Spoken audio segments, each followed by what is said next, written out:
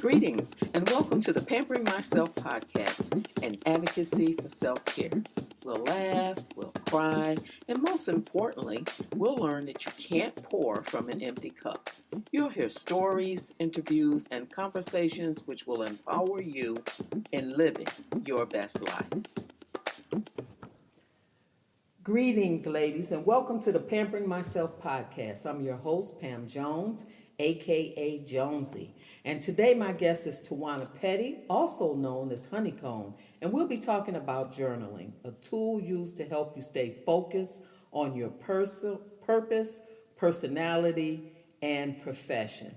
Tawana is a mother, a social justice organizer, and a youth advocate, poet, and author. And most importantly, yes, she is my niece. Tawana, welcome to Pampering Myself podcast. Thank you for having me, Auntie. You're welcome. You've become quite the world traveler. You know, you've made it when your family has to get you booked on their calendar in advance. But the work you do is so important and beneficial to so many people. Before we dive into journaling, I want to get this question out the way. You know, we're all about health, physical, mental, and spiritual. You and I have had these conversations. And with a schedule like yours, and particularly since you do a lot of international traveling, how and when do you find time for self-care? Do you make it a priority? And when do you get it in? Well, I make sure I get some self-care, number one, on the plane, because international flights are very long flights. And so I make sure that I have the most relaxed experience as possible, whether that be burying myself into a bunch of films that I otherwise wouldn't get a chance to watch, or just sleeping for 8 hours on an airplane. But also when I'm doing international travel, particularly for business, I don't hang out late. I go to my room most often. I get naps in. I do some writing, and I make sure that I tune in when I'm traveling. So that's important, and we both know it's important. And that leads us into our topic because you said that you do some writing. So let's talk about journaling. The practice of keeping a diary or journaling, as we know, goes back to hundreds of years. And I found it fascinating as I was preparing for this interview that historically famous visionaries kept journals, not only about their work, but about their personal experiences. And it's not uncommon for women or young girls to keep diaries or journals. But what impressed me the most was that men also keeps journals. For example, Albert Einstein, he talked about his world travels. And then there was Thomas Edison. They said that at the time of his death, he left more than 5 million pages about his business dealings, ideas, and future inventions, patents, and his personal life. Now I can imagine that is awesome when I think about back in the day and compare today that he actually wrote everything down. Right. That's tremendous. I mean, I think about all the loose notebooks. I have no shortage of notebooks. I probably have 50 easily.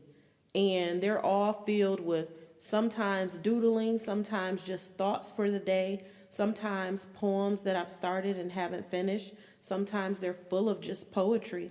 But I find writing a tremendous therapeutic healing mechanism. I've used it since I was at least 6 years old. Wow. And I know that a few celebrities have also spoken out on the subject of journaling, such as Jessica Simpson. She used her journal for songwriting, and she considers it to be therapeutic, where she talks about heartbreak and perseverance. And I know that was one of the things that I did as a young girl when I kept what then was called a diary, to write things that happen or personal experiences in your life. Have you found that to be the same? Oh, absolutely. And if I'm thinking of celebrities, the most prominent one I would think of is Tupac.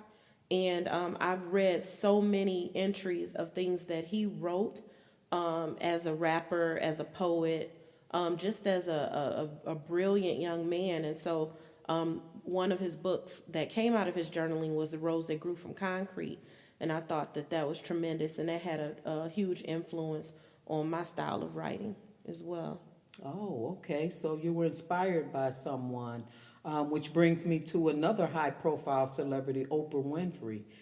She shared that she started journaling at age 15, and in her younger years, she wrote about guys, you know, as we all did, and how they wronged her. But as she got in her 40s, she used journaling to express her gratitude. And according to her, she watched her blessings just multiply because she changed the focus on her journaling and expand her horizons.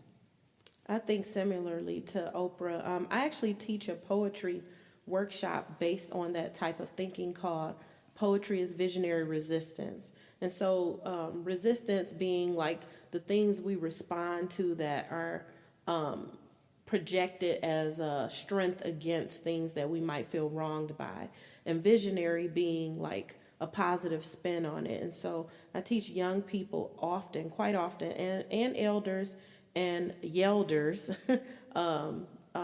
how to use journaling and writing and poetry to project a positive response to something that might otherwise be negative. And I know we find that to be really helpful. You said Yelders. I'm going to guess that's the middle generation. Yeah, that's Oh, young, that's young cute. elders. That's cute. Now, I have an audio clip or from a video that I like to share where Oprah talks about a journal that she started at 16 years old prior to this recording in 2012. What I know for sure is that no matter what is going on in your life, I believe if you concentrate on what you have, you will always end up having more, even if it's just $2. If you focus on what you don't have, you will never, ever, ever have enough. So 16 years ago, I started a gratitude journal. Y'all can sit down. 16 years ago, I started a gratitude journal, and I will have to say, it was the single most important thing I believe I've ever done. So every day, for years now, I've written down 5 things to be grateful for. And you have to write them down. It's very different than just saying, oh, I'm grateful for today. You have to physically write them down because there's power in the words. Even simple things like fresh flowers or somebody holding the door open for me. So when you wake up in the morning and you consciously look for things to be thankful for, what happens is if you go through the day thinking about the 5 things that you're going to do in the evening, you are more alive and receptive to the goodness that comes in your life. Because sometimes it is as simple as somebody holding the door. One time it was just 2 squirrels eating. I said, I better write that down. Nothing else might happen today. So I've been here in Canada now less than 24 hours, and I wanted to just to tell you.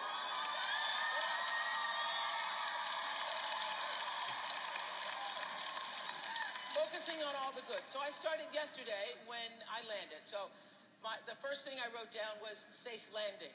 Every time the plane lands, that's a good feeling, right? Then I came here, I had a very nice hotel room. That was another thing.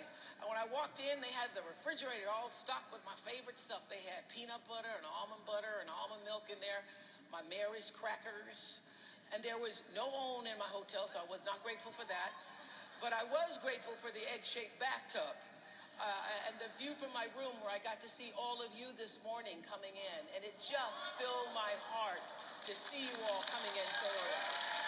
So I was tweeting with someone this morning on their way out who has just gotten out of the shower, and I was thinking about you all trying to decide, was that you? Oh my gosh, hi! You look just like your photo. People never do. Really do. You said you just got out of the shower, right? And you were on your way, and I was like, 7:30, that's really early. Okay. Did you get my tweet? There it is. Okay.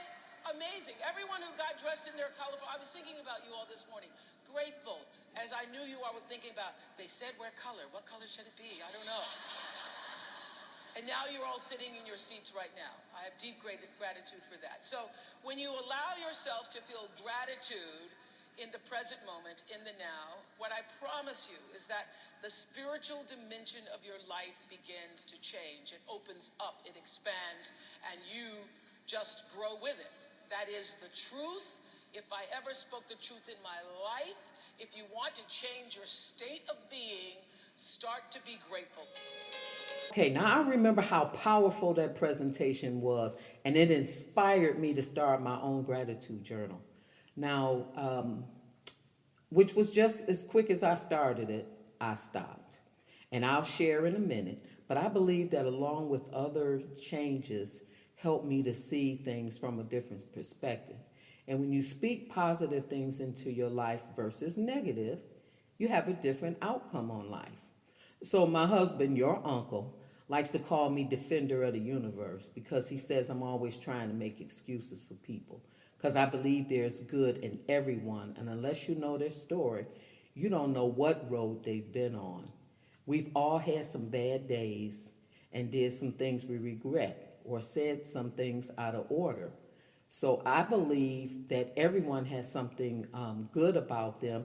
And yes, I do choose to do that. I found in the beginning, at first, I was offended by him calling me that.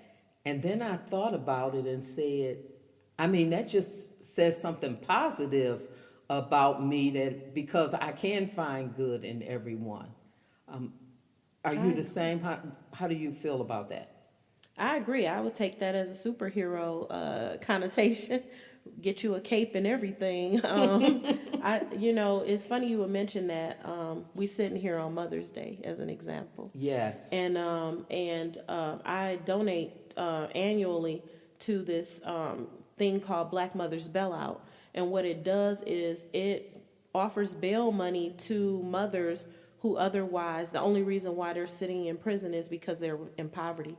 So they don't have enough money to bail themselves out. And sometimes they haven't been convicted of a crime at all. And so I believe in second chances for folks. I believe that, the bail system, as an example, doesn't treat poor people in the most humane way.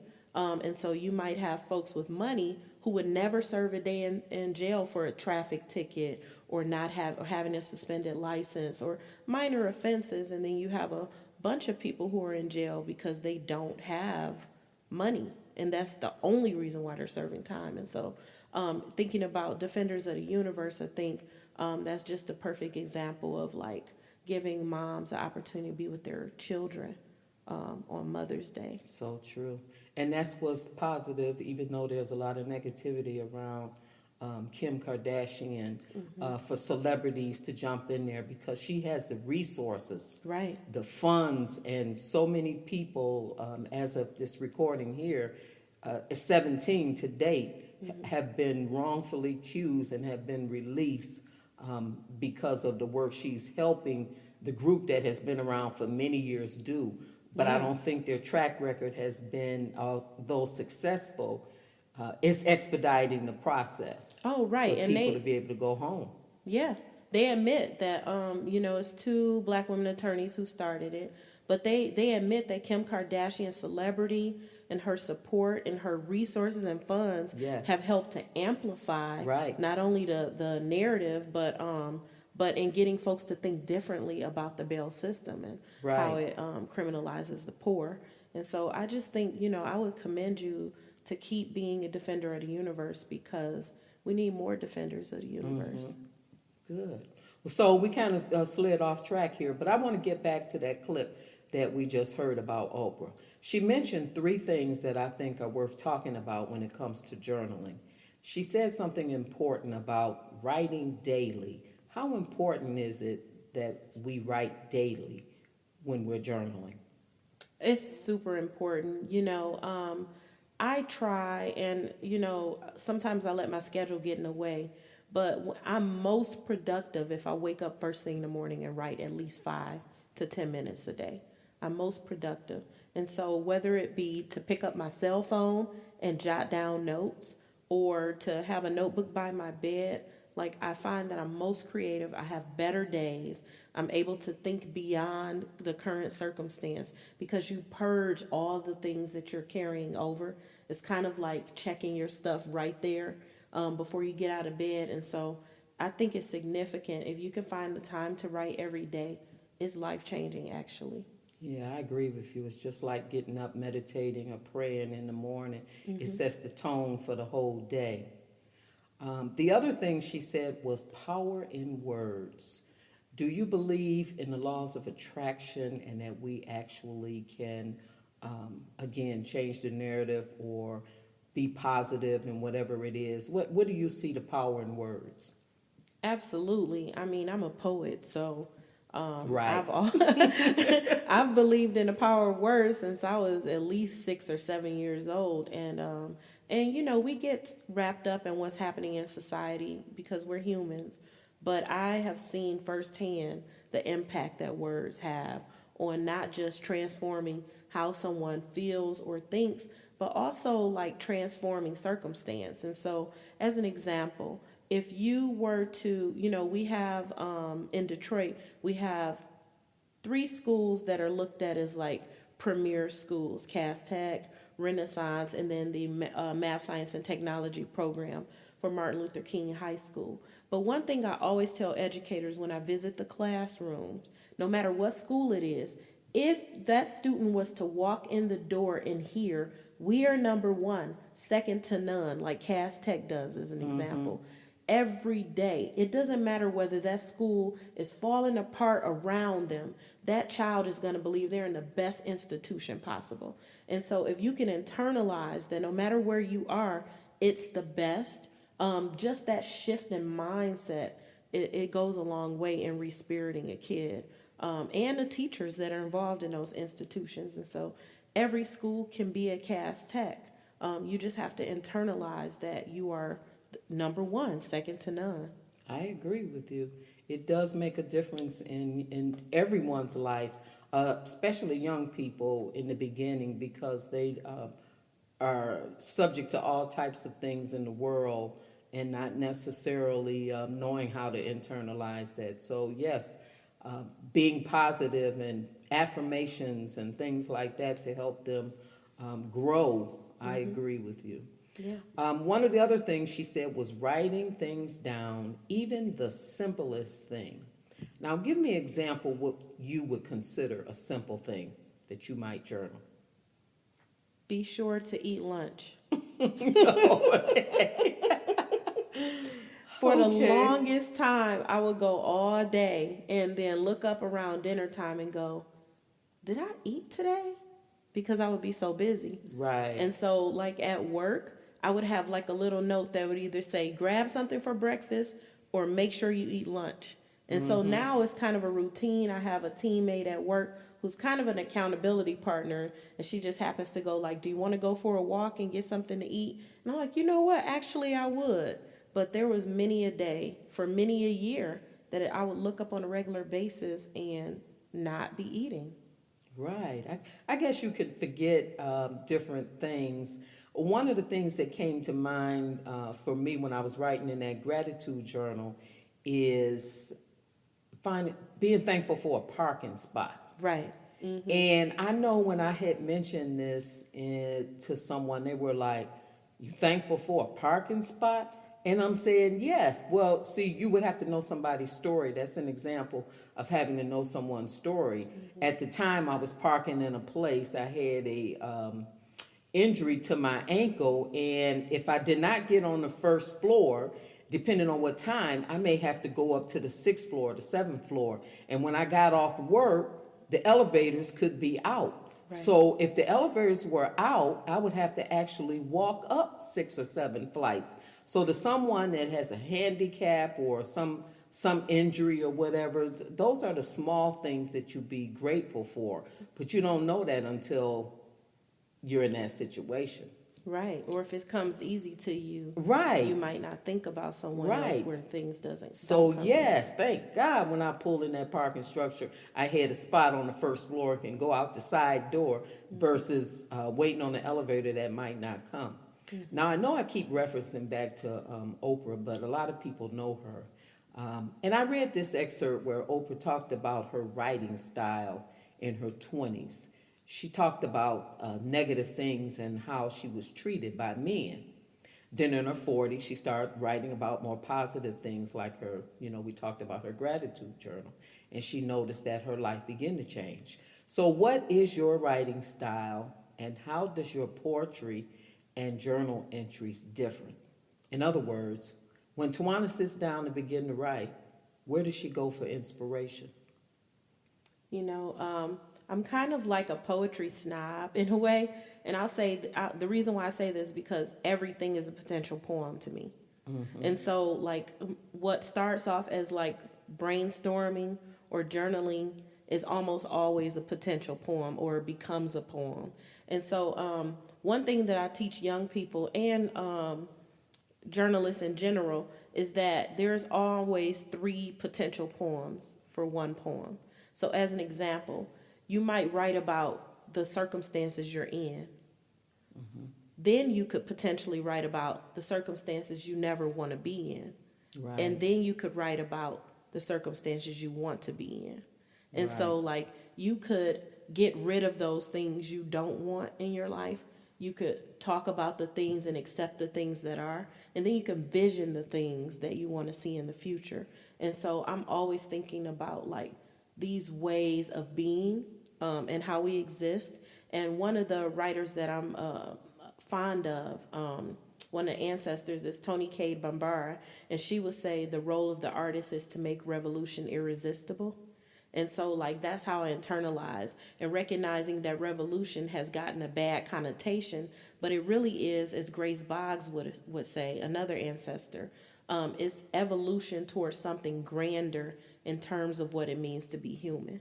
And so, like, every time I write, it's an opportunity to shed some things, to vision some things, to accept some things, and internalize all of that towards moving on towards greater humanity. Yes, and I understand what you're saying because I'm a member of Toastmasters International, and I do the same thing with my speeches. As a matter of fact, I came up with a series and a book to be released soon, seeing things from a different perspective. Because even the negativity, things that can also be a lesson, and as you said, you can flip it around. So you take one scenario and it can be viewed in many different ways. Right. And that's how we actually have to look at life. And that's where my superhero defender of the universe came from, because whatever negative situation that came up and we were talking about, I seemed to go on the side of defense. Right. And then my husband, your uncle, would say, "There you go again," and he'd draw that big old D up in the up in the virtual sky, like defender of the universe. I told him I was gonna make a T-shirt for that. 'Cause yeah, I am the defender of the universe. So I heard this quote: "There is a reason the rear view mirror is smaller than the windshield." And I found it interesting in a sense. I agree, you can't change the past. However, there are situations you have to address head on. For example, there was a situation that happened with me on the 4th of July. And without getting into details, it kind of haunted me for a couple of years because I wasn't able to address the person who had really wronged me. But once I wrote it down, and I wrote that letter as if I was writing it to them, then I found peace. Would you agree that to a certain extent we do have to look backwards? Oh, absolutely. I'll shift back to being a poet. I write quotes. Sometimes I even quote myself. That might seem a bit narcissistic, but if I believe in the words of other folks, I should be able to project my own words and believe in them as well. And so there's two mantras I go by. One is, if you're not focused, you're distracted. And the second one is, sometimes the world crumbles all around you just to give you a little more ground to stand on. And so, thinking about all those things that build our character, And sometimes, they're painful processes, but growing pains are literal growing pains. And I'll use one more example. A caterpillar, in order to become a butterfly, literally turns into a soup. Like it melts down into a literal soup, same DNA, but it goes into a literal soup. And you can imagine that process could be painful, right? Yes. Because your everything that makes up the caterpillar has now disintegrated.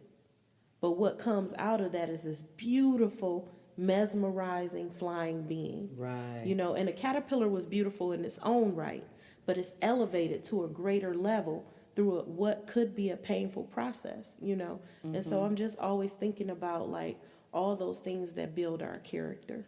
And sometimes they're painful. You're right.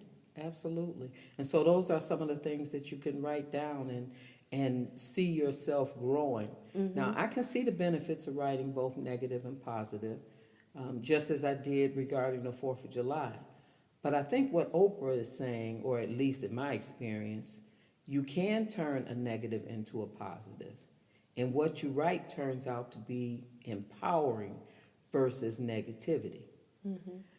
Not that you forget about the negative, you just don't let it consume you, because again, the 4th of July consumed me for many years, and some of my coworkers teased me about it as we approached the 4th of July. And as we approached the 4th of July, I would get mad all over, and every person I told that story to, and every opportunity I had to tell it to a different coworker, just fueled it. Yeah. And all I was doing was feeding off of that negative, and I had to find a way to release it.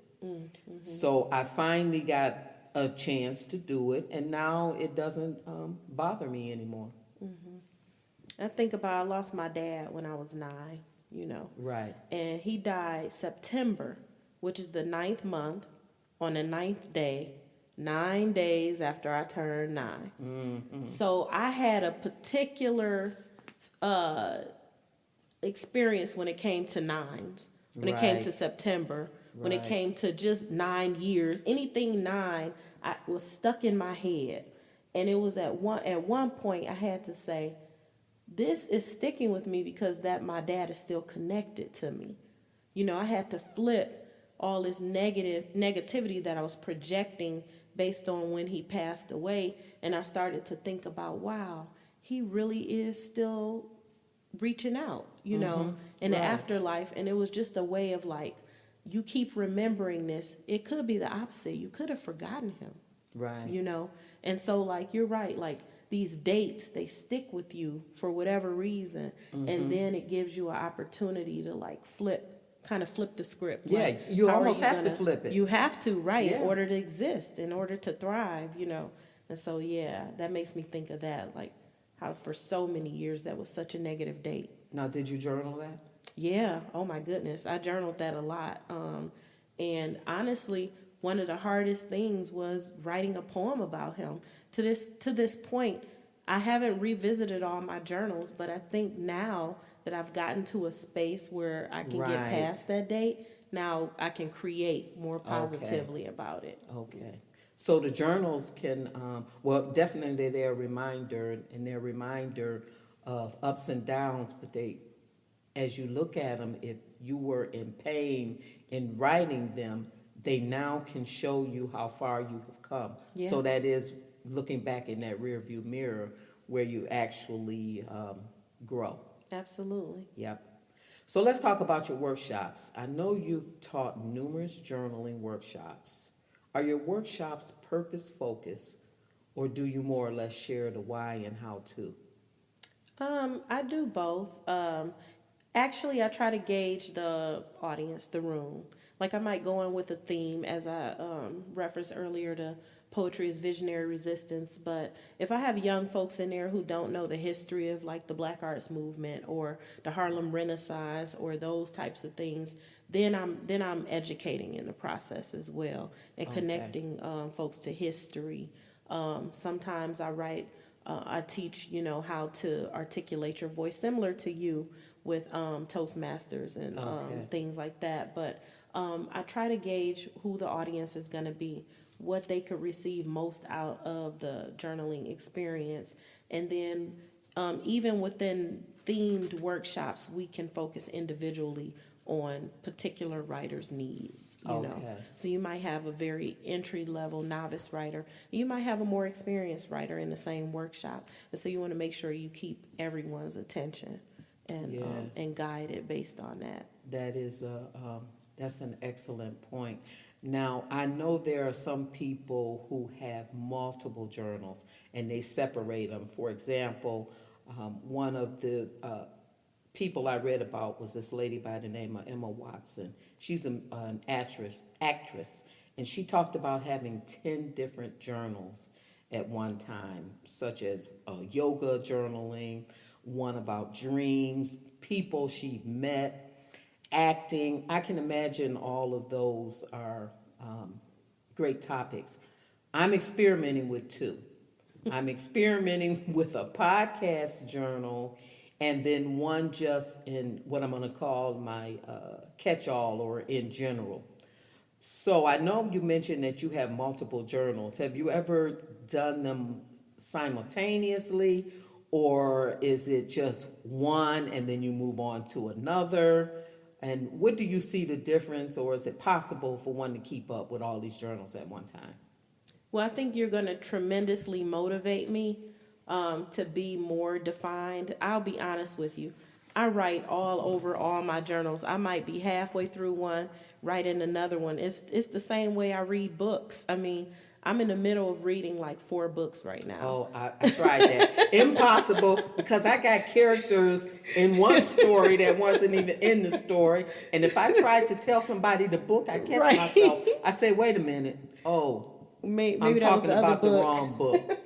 Yeah, and my attention span is, I might have this journal with me on this day and I write this in here and then I take notes in this one. So I might have a journal that's poems, brainstorming, notes, goals. I mean, but I am this conversation is motivating me to take some journals and like theme them for particular things. And so we'll see how far we get. Yeah, with because you that. know what I find interesting in doing that, and I think it was because of rest her soul, one of my pastors, Wilma Johnson, over at New Prospect, when she was going through the master's program, she actually wrote her dissertation based on her experiences as a pastor. Wow. So when I thought about that and all the other people who write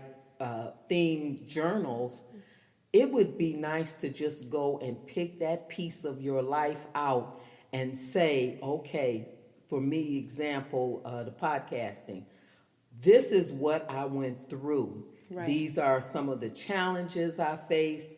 And to be able to help someone in that particular area would show what I was challenged in, my growth, my experiences, who I turned to, because I would just be focusing on that. Right. So I can see that as a real benefit to just theme journal. Someone else might pick, again, gratitude or going through something in life from the beginning to the end. And at some point, you just, you stop. Right. You cut it off and move on to something else. Yeah, that's curriculum development. Yeah. You develop a curriculum for whatever, a particular thing. You're Yes, I see that very, very beneficial. So my next question was going to be some of your challenges, but you've already named some of your challenges. Other than what you have named, is there anything else that's challenged you? I know you mentioned I share the same one in writing. My intent is to really write every day. Right. It never started out that way, and it certainly doesn't end that way. And I'll find myself days sometime, and it's not because I don't have anything to put down. It's finding that time. Yeah. I have to get up early in the morning for work, so I guess if I really was serious about it, either early in the morning, earlier, or late in the evening. Yeah. I think one of my greatest challenges is the conflation between what I do as a practice, and like the personal journaling, because I write so much as like for work, for Right. like, teaching, for all these different things.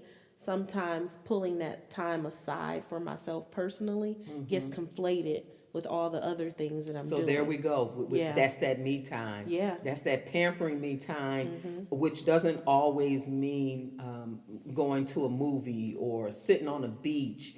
It's Right. just taking the time for ourselves. It's funny. We map out every day, every hour for something or someone else, but when it comes to us, I don't have time right now. Right. So you're saying, so what we're really saying is I'm not as important as what I'm doing.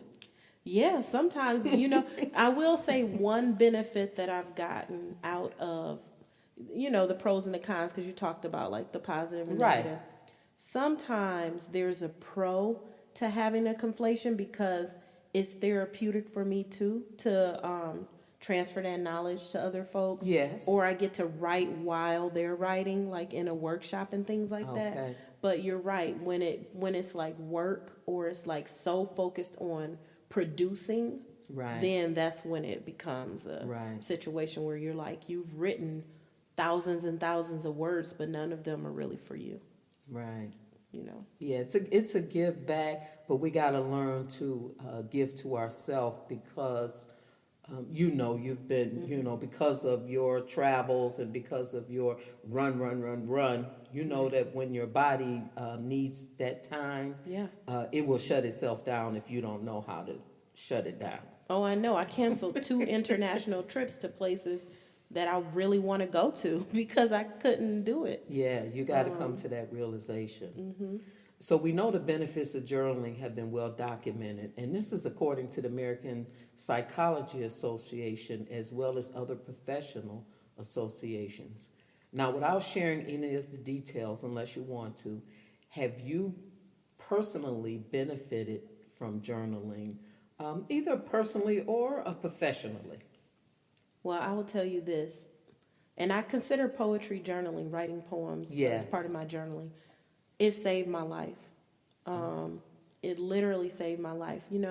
I was extremely insecure young girl, teenager, preteen, and if I hadn't had, similar to Oprah, like being harmed or experiencing particular traumas, if I hadn't have had that outlet, there is no telling where I would be, if here at all. And so, journaling psychologically for me, not only did it serve as an opportunity to purge some of the trauma, but it served as an outlet for imagination. I could escape and create the reality that I wanted to exist versus what I might have been psychologically experiencing in that moment. And so, that's why I'm so adamant about teaching young people how to do it, because society can be so traumatizing, and so without an outlet, you internalize that, and it eats you from the inside out.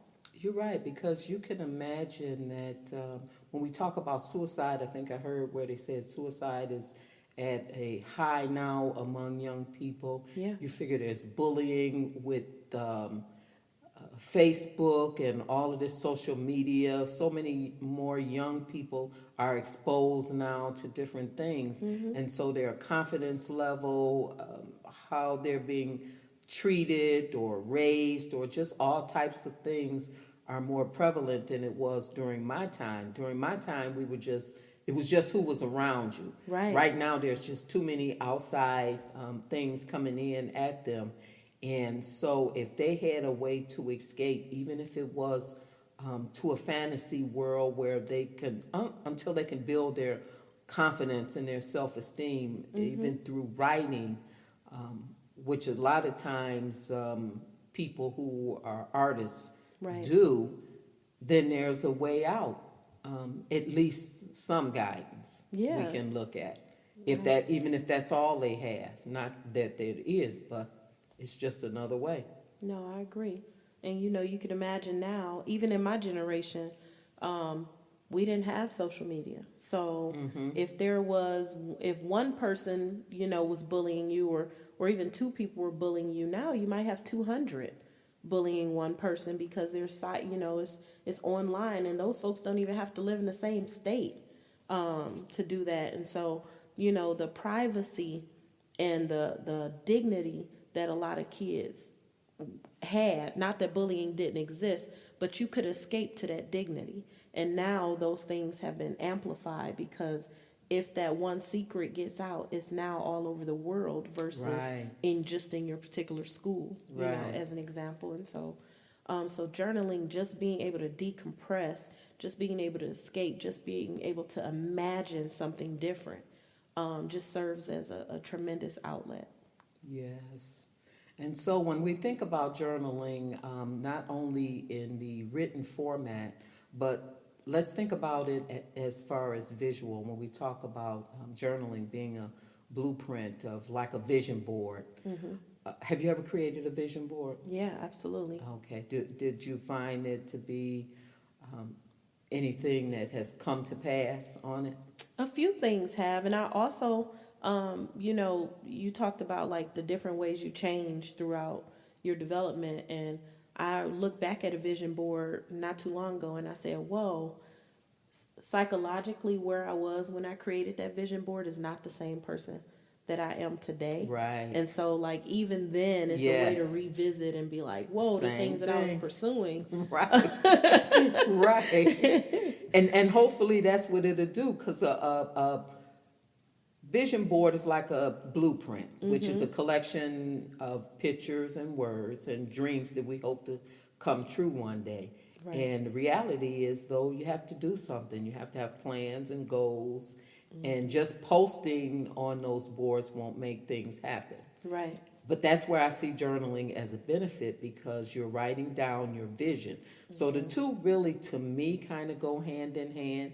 The vision board helps you see it, because they say unless you see, things, or even if it's just in your mind, you have to believe that those things are happening. And then you can write them down. There's a scripture that proves how things went back way before the beginning of time in Habakkuk 2, verse 2, or chapter 2, verse 2 to 3 says, "Then the Lord replied, write down the revelation and make it plain on tablets so that a herald may run with it. For the revelation awaits an appointed time. It speaks of the end and will not prove false. Though it linger, wait for it. It will certainly come and will not delay." When I think about that, I think about how we are impatient and wait for time. We all have a purpose here, and sometimes things don't happen as we want them to happen. But writing down your vision and having a plan, and that could very well be what you write down. I know this lady who runs this women's group right now. She actually showed us her sketch of what it is and how she saw this whole women's program come together. And it was like doodling. Wow. And it all came to pass. But it was years later that it actually materialized. So I believe when you write things down, you're more focused on them, and things are more apt to happen. Wouldn't you agree? Absolutely. I mean, it makes me think one of the first poems that I ever, probably the first poem that I ever performed when I was little was Langston Hughes' "I Too Am America," or "I Too Sing America." And it's very short, and he goes, "I too sing America, for I am the darker brother. They send me to eat in the kitchen when company comes, but I laugh and eat well and grow strong. Tomorrow, I'll sit at the table when company comes. Nobody will dare say to me then, eat in the kitchen. Besides, they'll see how beautiful I am and be ashamed. I too sing America." And so I raised that poem because it's projecting a future.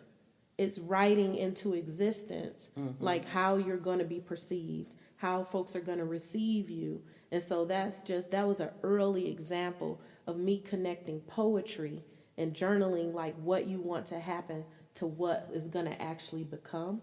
And so, yeah, I think we could look at, Harriet Tubman and marking out like destinations to free captured slaves. We could think of enslaved populations and visioning freedom before it was ever a thing. And so you can just imagine the things that they snuck, the notes they snuck, the things that they mapped out, to vision like a better, brighter society and Right. future. And so I just think journaling, like you said, goes so far back to tablets and beyond, and projecting like the things you want to become and the things you want to see into existence. Absolutely, and I think it keeps you focused more on the positive if you choose to write positive. But I also think that even if you start out with negative and things that are not positive, then eventually you'll move into them because something will come over you in a way that make you grateful. I'll just share this short story. I remember one Saturday I often had a lot of stuff to do at work all week, and so when I was looking forward to the weekend, to being off on the weekend, and my mother-in-law wanted me to come over and do some stuff for her, and I really wasn't feeling it.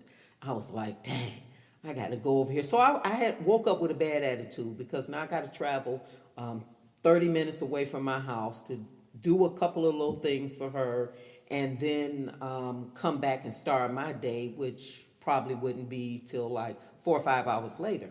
So as I was sitting at this railroad track waiting on this train to go by, I'm sitting there and I'm still saying to myself all this negative stuff. But let me back up. Before I actually got to the track, she wanted me to pick her up a paper. So I stopped at the newspaper stand, which was right there on the corner, and I stuck the money out, and the guy looked at me and said, "You continue to have a blessed day." And from that point to the railroad tracks, I started repeating what he said, only this way.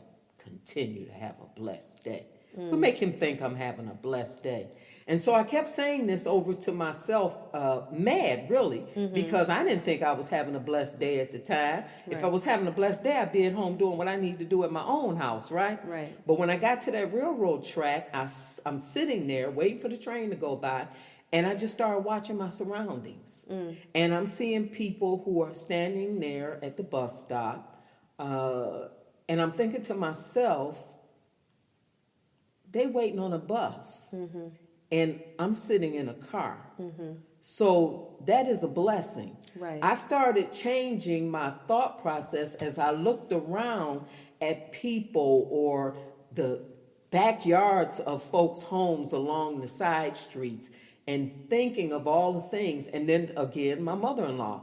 Now I'm over here to do something for her because she can't do it for herself. Right. I should be grateful that I can do my own, not only for myself, but Yeah. I have the means and the resources to do something for somebody else. Right. She would have been in trouble if I got there with that attitude. But my whole attitude had changed by the time I got there. Yeah. So sometimes things just happen, and it changed my whole perspective. And that person was in tune and planted that seed. Absolutely. That's my point. They looked at me as if to say, you need some Jesus or something. Because I can only imagine when they looked at me, they must have said, oh my God, you continue to have a blessed day because you don't even know it. Yeah. Yep. You don't even know that. So I use that story a lot of times when, That's good. when I try to tell people how you just don't know. So when you learn to write those things down, you do become thankful. Yeah. Yeah. So, Tawana, it's been nice. My pleasure having you on the show, and I'm looking forward to you coming back and sharing some of your insights with us because you are a wealth of knowledge and doing a lot of good things. So, for someone new in journaling, what would be the best advice you can offer them? Never stop writing. No matter what. Never stop writing. Never question the value in your words. Keep them, hold them dear. There are many folks who can't articulate what they're feeling and what they're thinking. And if you are writing, and especially poets, if you are writing poems, be grateful. That is a gift from God. And do not put a value on that poem. Do not say it's not good enough, it's not worthy, those sorts of things. Like, everything you write and express is important for that moment, and you should really value it. And I would like to add, because I remember feeling when I was writing years ago as a child, first of all, I didn't want to write something that I was afraid someone else would read. Mm-hmm. That was a fear. Yeah. And so I would say, don't worry about that. Write what you feel until you're comfortable. Write whatever it is you want. And if you have that fear, then you don't necessarily have to put it in there. Another thing is, don't worry about grammar or spelling. It's for you. Yeah. And a lot of people get hung up on writing the way they think it should be written or it should be said. Yeah. Journal is a personal growth, and over time, whatever challenges you may have, you will eventually get over them. I agree, Auntie. I had a teacher who I've had a journal that was read when I was little. Like, I left it at a babysitter's house. I'll never forget this. And it was read by her, and I was humiliated by that. I never went back to get the journal because I was so embarrassed. And I got past that, and actually we joked about it recently. I was her teenage babysitter for her kids. And I had things in there that I didn't want anybody to see. Right. But she kept that between me and her. She did not tell my mom or anything, because there were things in there, like I said, I didn't want anybody to see. But the thing that I will say is that one thing I learned, I had a teacher who I had a meltdown telling her about this journal, and her name was Mrs. Gardner, and I'm still friends with her to this day. But she had a quote on her wall, I'll never forget it, and it said, a friendship begins at the moment when one person says to another, "What, you too? I thought I was the only one." And you can almost imagine anything you articulate, somebody else has been through. Absolutely, and I'm glad you brought that up. Yeah. That's really the subject matter behind the book, sharing our story for God's glory, because it's a testimony. Yeah. And many people also experience the same thing. But we have an obligation, according to Scripture, to share our testimony. Right. Because it can help someone else. And so even though we may be embarrassed by what's going on, that's us being embarrassed, but those things happen. And yeah, a lot of times people are helped because of that. Yeah, they are. So I would encourage you to write it down, regardless of how you might feel about it, but it can help someone else. And I remember back in the day, we used to have locks on our... Yeah, mine had a lock on it. It had a lock on it. Not that they were strong or anything. If right. somebody really wanted to break in them, they could. Yeah. So I had started a many of journals, and out of fear of what I wrote, I either tore the pages out. Eventually, I got rid of the journal, back then the diary, and said no. Right. But today's writing, it doesn't matter if someone pick it up at some point, like even when you do the workshop, the upcoming workshop, I'll read a couple of pages out of it just to give an example of my writings, and it depends on the journal. Right. So if it's a journal where you're really going through something, you might not be able to share it until you've come through it. Right. And you may never. Right. Because we practice consent, Yes. we both do. And we want you to share what you feel comfortable sharing. But don't be ashamed of what you're going through is, I guess, the point we're both sharing. Is That's the point. Don't be ashamed, because trust me, you're not the only one. Right. And won't be the last. Yes. Okay, well, I think that will end our program today. If there's nothing else you'd like to say, Thank you. okay, well, thank you.